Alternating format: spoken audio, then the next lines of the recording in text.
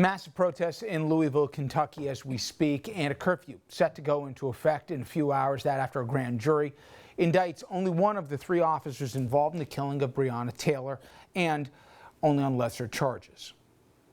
Wanton endangerment in the first degree, extreme indifference to human life. Today, a Jefferson County grand jury presented its report on the Breonna Taylor case, charging one officer involved in the fatal shooting of the EMT. My team set out to investigate the circumstances surrounding Ms. Taylor's death. We did it with a singular goal in mind, pursuing the truth. Former officer Brett Hankinson now facing 3 counts of wanton endangerment in the first degree, but none of those counts are related to the homicide of Breonna Taylor herself. We want full transparency. We want the truth. Breonna Taylor's death should not be swept under the rug in any way. Her life matters. Officer Miles Cosgrove and Sergeant Jonathan Mattingly, they're accused of shooting into Breonna Taylor's apartment back in March in the middle of the night. However, there was no mention of the other 2 officers in today's hearing. Our investigation found that Mattingly and Cosgrove were justified in their use of force. Taylor, a 26-year-old EMT, was shot and killed by police when they executed a search warrant. The officers were investigating a suspected drug operation linked to Taylor's ex-boyfriend. No drugs were found in their search. In an email obtained by ABC affiliate WHAS, Sergeant Mattingly told more than 1,000 police colleagues, quote, "I know we did the legal, ethical, and moral thing that night. It's sad how the good guys are demonized and the criminals are canonized." His attorney defending the email, saying he was expressing his support for the department. Her death sparked mass protests coast to coast, demonstrators chanting, "Say her name." Say her name! As they demanded accountability from the Louisville Police Department, which declared a state of emergency ahead of today's announcement. We would be looking at would be violent activity, serious property damage. Breonna's boyfriend, who was with her that night, told investigators they did not hear the cops announce themselves, so he fired a warning shot from his legally owned gun. An officer was injured. He is now suing the city and the police department. Now, obviously, that was far from the only violent and controversial police incident we've seen over the past few months. The summer, well, it kicked off with George Floyd's killing on Memorial Day. Police in Minneapolis were trying to arrest him. 4 officers now facing charges in that case. Then in August, police in Kenosha, Wisconsin, shot Jacob Blake in the back 7 times, leaving him paralyzed. Investigators, they're now probing the shooting and could decide shortly whether or not any of the officers involved will get charged. Up in Rochester, in New York, video released earlier this month showing the arrest that led to Daniel Prude's death back in March. Prude was running around naked, saying he had COVID when officers put a hood over him and pressed his head into the pavement until he lost consciousness. He died a week later. Prude's brother said Daniel suffered from mental illness. Salt Lake City 2 weeks ago, a police officer shot and seriously wounded a 13-year-old autistic boy. Body cam video showing the boy running and police yelling for him to get onto the ground. Shots fired. Police mother said she called the police to help her deal with a breakdown her son was having, and when he ran away from them, then the fire began. Right now, investigators, they're looking into what happened there as well. So with all of that, and also questions as to the safety of big cities right now, I want to bring in our guest to discuss former NYPD Chief of Department Philip Banks, the highest ranking uniform officer in the department at the time, and also retired captain in the NYPD, Steven Zolga. And both of these guys not only know each other, worked with each other over many years going up the ranks. Let's start off in Louisville, but it's the latest Dateline, Chief. The reaction is no one was held accountable in the death of Breonna Taylor. No one even charged for it. Officers saying, listen, we got a warrant. We went there. A shot came through the door. We announced ourselves. One tenant out of the 12 in the building said he had heard something that night. The surviving boyfriend said he heard nothing before the door was being rammed down. Nonetheless, Breonna Taylor was dead, is dead. And people say justice wasn't served. When you look at the set of circumstances, should more people have been charged, and should the charges have been more significant? You know, I really don't know that. It's interesting because I don't know all of the facts that are taking place in the case. But one thing, 2 points I want to bring out. One, I read, and if what I'm reading is accurate, it was done by the New York Times, was that one of the officers, and I'm going to assume it was an officer who was charged, when the shooting started, he ran around to the back of the apartment and he started firing blindly into Breonna Taylor's apartment, and they said they had shade and cover, so he couldn't see anybody, right? So that might have been a reason why he was charged. But I think the most important thing is that people are defending this Breonna Taylor's case from the police perspective, but the people who are protesting, they're not protesting about Breonna Taylor. They're protesting about a system of overall that appears that in every situation there appears to be an element of cover-up.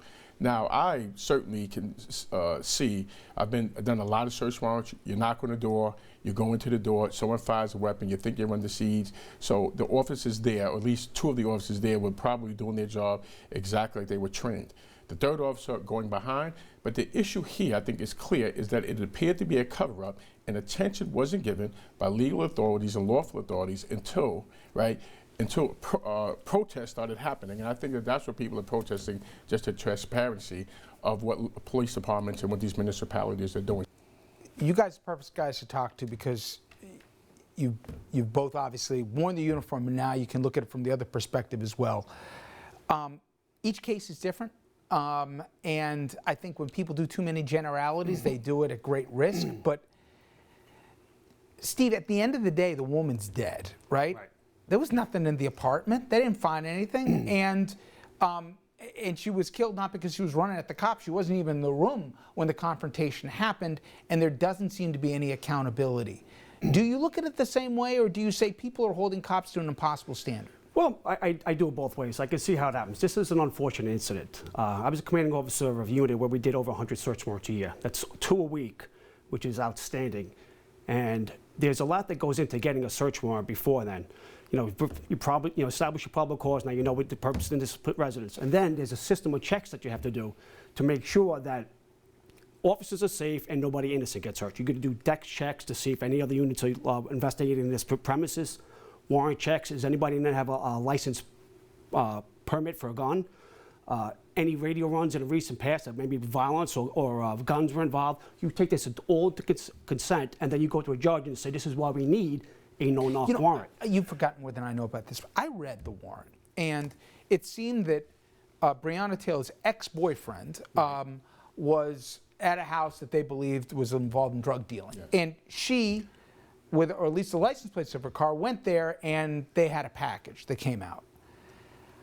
The connection between an ex-boyfriend and her and going to, this apartment at that time, and then what happened, if you're the Taylor family, you say, you guys are, not dotting a lot of I's or crossing T's here before all of a sudden you're kicking a door down. No, I can see how they can see that, but there's a lot that goes in behind the scene. There has to be, I don't know their police department's procedures, but I know with NYPD, very strict, very compliant, and we're held strictly accountable. Search warrants are a major reason why there's crime reduction, but there's also a lot of liability along that. So we make sure we dot every I, cross every T, and as the commanding officer, I made sure this was done.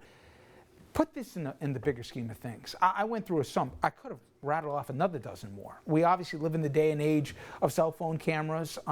There were body cams, but none of them were activated for this. That's another story for another time. Chief, obviously, you're a black guy, so you come at this. We've had interesting perspectives and conversations before where I asked you even if you wanted your own kids to join the force here, and you had a conflicted answer on that, given where we are. Mm-hmm. Is this reckoning that's happening overdue right now? And are police changing, or are people expecting the impossible out of cops to be Superman with X-ray vision? Or are they not even getting the minimum where they look at the police, especially in communities of color, as somebody to fear rather than for help? Well, they certainly look at them for individuals to fear. But like I said, Richard, we had prior conversation. I think you have to separate the actual police officers in the street as compared to the bosses who are making policy. Here's a question I ask. Any police department out this particular country, what's negative search warrants that you realized that upon your review that you took action on that didn't hit the media? You don't. So you wait for the cry, and that's how change is affected in law enforcement. And I would ask, and to be fair to the Louisville Police Department, your last 50, 60, 70 warrants, what happened did they all run picture perfect? Or were there some things that went wrong that you had the opportunity to look at, to review, to change? But what they do is this: law enforcement, they wait for the cry, they put up the fight. If they lose the fight, they make the changes. So you have to make those changes in law enforcement. How much of this, and I told the chief this story, I've had friends grew up that were on the job, and one incident always stuck out to me. One of the nicest guys I knew worked at a precinct, at a tough precinct, and had to deal with some stuff. And I hadn't seen him in years. And the way he talked about the beat he had and the people that he was dealing with, I didn't recognize him from the guy I knew 15 years before. And you've had a lot of guys that worked under you, and you try to keep an eye out to make sure the right people are wearing the badge. But you don't have to be some bleeding heart to say, if he was going to a house and there was a couple white guys in there, would this have been different? How much of it, in that email that we read before, he goes on to say, we're not going to let them treat us, throw stuff at us, disrespect us, and all the rest. How much of it is us and them when you're talking about communities of color who already don't like the cops in many cases, let alone aren't going to cooperate, and the cops going there, how much of it there is a built-in tension before the door even got knocked on? Well, in the units that I supervised, there was all professionals. Like I say, when we worked in a precinct, foot cops and all that in uniform, there was a little bit of us against them, some of them, but not in the elite units that I was in and commanded. These were all professionals. They didn't get there on accident. They got there because they deserved to be there. So in that perspective, there was no us against them. Everybody knew what they had to do. As long as you followed the protocol, we established probable cause, we knew how to get the bad guys. Everything was done professional. Nothing was done personal. There was no extra hits. We did the minimum amount of force. We did exactly what we had to do. The reforms that are talking about, and we'll get into New York's in a little bit, but broadly, we've talked before, you think they're overdue, but do you think we're going to be in a better place a year from now, or are you worried that things are going to go from bad to worse? I do think overall that police reform is very good. I think that it's overdue. And I think that if you don't put up the fight and the struggle, nothing will change, and change is necessary. Now, that is not to say that I agree with all of the reform, and that is not to say that I don't think that some of the reform may be going a little too far. But anytime you have to make change, and I'll question anybody, right, to point to whenever there's significant change that has to be made, that it's a pendulum. It swings and swings, and then it kind of levels out to the point where it needs to be. So we can't let the media, or we can't let people on the left or people on the right shape a narrative that the reform is this or the reform is that. It's necessary, it's long overdue, and if there was a resistance to it by the people in power, then we might have been able to get some of this reform a little more graceful. Now, in the interim, there's going to be some pain. New York City, it's very simple to go back to a time and a day in which none of us want to be there. The only people who want to be there are the people who have never been there before. Okay, right? and that's a perfect place to jump to a break here, because I want to talk about New York City then and now, and where are we. We're going to take a closer look at New York City because, and it goes for every major city right now. People remember the dark days, and are people overhyping how bad stuff is on the ground right now, or are we trending in the wrong direction here and in a very fast way? We'll be right back. Stay with us.